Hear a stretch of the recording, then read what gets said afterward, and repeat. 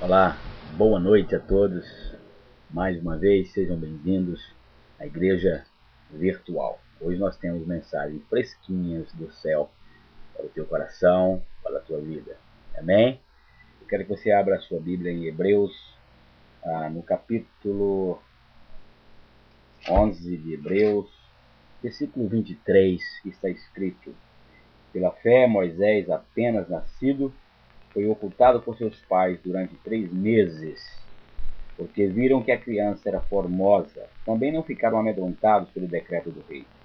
Pela fé, Moisés, quando já homem feito, recusou ser chamado filho da filha de Faraó, preferindo ser maltratado junto com o povo de Deus, a usufruir prazeres transitórios do pecado. Porquanto considerou o opróbrio de Cristo por maiores riquezas do que os tesouros do Egito, porque contemplava o galardão. Hoje nós vamos falar sobre a fidelidade do libertador. Queridos, a fé de Moisés, ela é ainda hoje um desafio para todos nós, para mim, para você. Depois de Cristo, Moisés foi o maior libertador da história bíblica.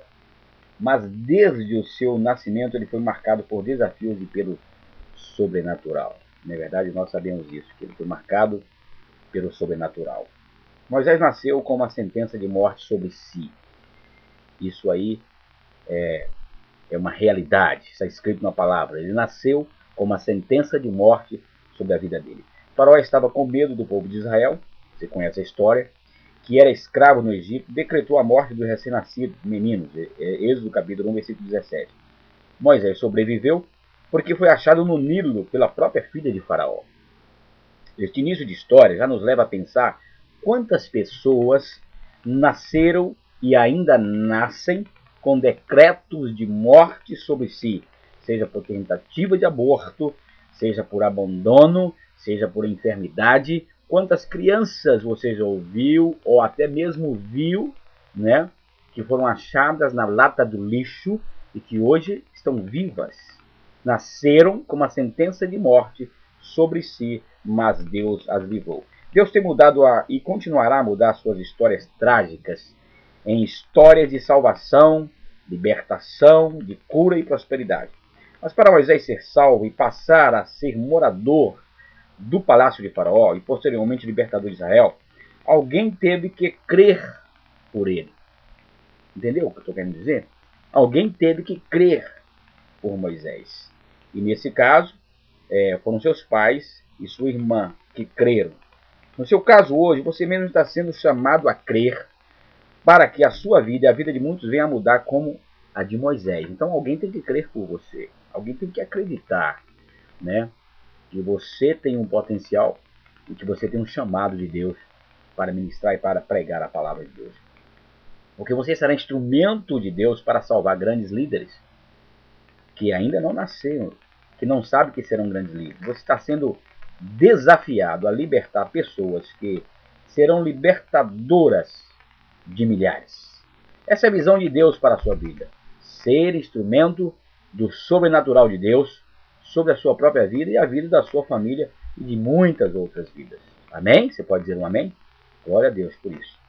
Bom, mas para ser um libertador de líderes, primeiro, é preciso recusar a sedução do poder e do dinheiro. O faraó simboliza o poder maligno que oprime e escraviza. A filha de Faraó, num primeiro momento, foi usada por Deus para salvar o bebê Moisés, mas em seguida se tornou um sinal espiritual de uma redução escravizadora e idólatra. O Egito é um símbolo de riqueza e de opressão. Ao mesmo tempo em que o Egito se apresenta como sinal de poder e fonte de prosperidade, é também lugar de escravidão e de idolatria. Há pessoas, nós sabemos que há pessoas que fazem do seu trabalho um Egito, não é verdade? O trabalho tem que ser bênção de realização, paz e de prosperidade. Mas a partir do momento em que o trabalho absorve o espírito, ameaçando a paz, a família, a felicidade e a fidelidade a Deus, estará denunciada a presença de uma entidade maligna que chamaremos no reino espiritual como filha de Faraó. Esta é uma entidade que em determinado momento pode até ser uma solução, mas que se você não denunciar e recusar, se tornará um sinal de opressão para a sua vida. Pense muito sobre isso, tá? Pense muito sobre isso. Amém?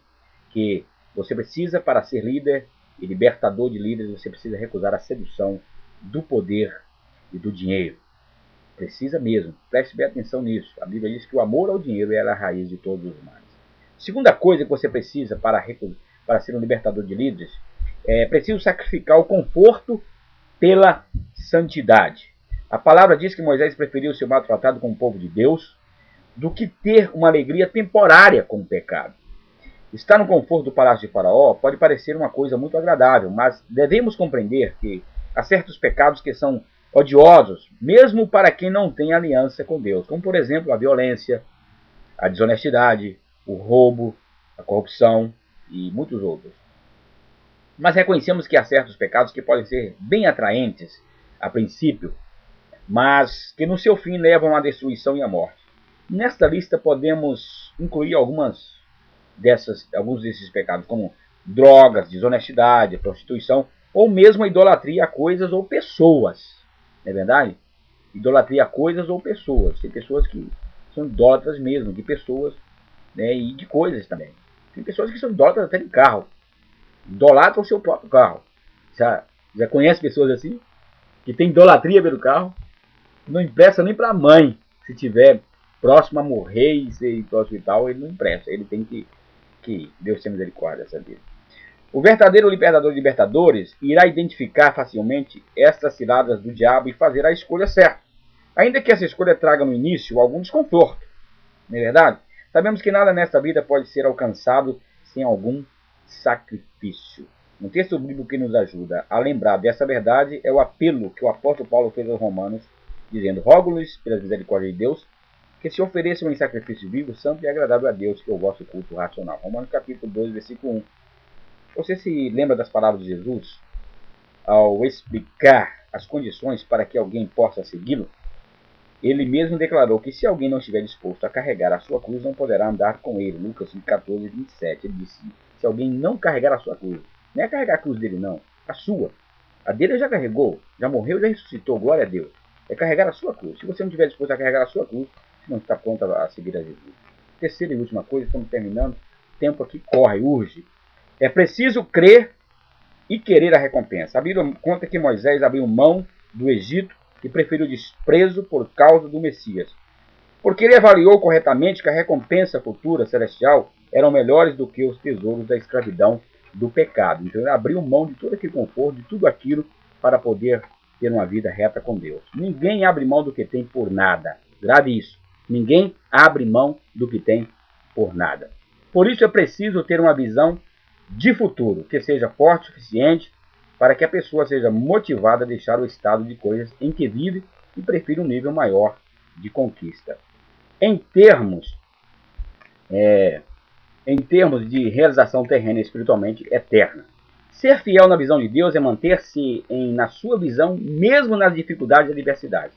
É enfrentar situações até mesmo de vergonha com uma certeza e uma fé inabaláveis. A fidelidade se materializa na sua constância em manter viva a esperança e o amor que serão ministrados a milhares de vidas que receberão Jesus como Senhor e Salvador e restaurador das suas vidas, através da sua vida como um libertador fiel. Amém? Um fiel libertador, a fidelidade do libertador. Que você possa meditar profundamente nessa mensagem de hoje, que Deus possa falar profundamente ao teu coração. É o desejo do meu coração que você tenha uma noite abençoada, uma noite tranquila, um sono tranquilo e repousador com o Senhor Jesus. E uma quinta-feira de vitória na presença do Senhor Jesus. Amém? Um beijo no teu coração. Amo muito você, tá? Que Deus possa te abençoar grandemente. Aguarde que a mensagem sobre os 5 poderes da vida está vindo aí e eu vou estar colocando aqui por partes para que vocês possam ser grandemente abençoados pelo Senhor. Que Deus abençoe a cada um. Tenha uma noite maravilhosa com Jesus.